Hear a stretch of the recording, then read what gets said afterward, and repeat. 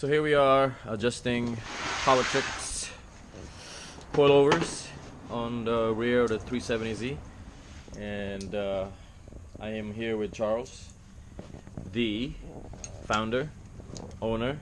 Charles, hello.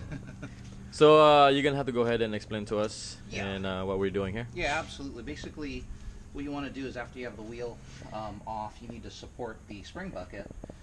When we adjust the ride height is 100% adjusted by the spring and the black spring perch that you see there. So we can actually move the spring perch either down in the assembly to raise it or up in the assembly to lower the car. So we're roughly going to do an adjustment where we're going to adjust the ride height about a quarter inch lower on this side to match the other side.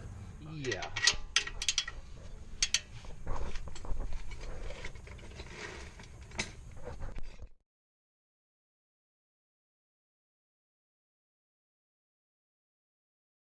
Support the spring bucket because the spring's underneath a lot of tension when that comes out. And then when you lower the jack slowly, and as you can see, the whole bucket will drop and allow you to reach in there and grab the assembly. You don't have to do anything else in regards to unbolting anything other than that one section, and you can flex the bucket down, grab the whole assembly, and remove it so you can work on it. Voila. So to the spring perch itself, you want to measure. You usually try to measure from the thickest part of the base, which is the top of the spring seat, and measure it so it looks almost about 3/4 of an inch to the bottom. So we're going to make note of that. The car's approximately a 1/4 inch, so the adjustments aren't absolutely exact, but what we're going to try to do is we're going to increase this gap by almost a 1/4 of an inch to try to get that extra 1/4 of an inch of height to match the opposite side.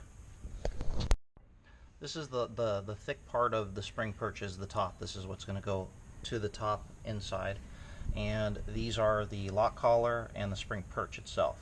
Now what we've done is we've increased the gap between this thick aluminum part and the lock collar approximately a 1/4 of an inch, and whenever you increase this gap, this is going to raise the ride height.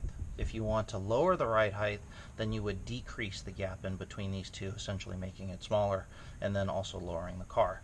It's very, very important when you do tighten these down not to over tighten them. You just want to snug them up with the spanner wrenches.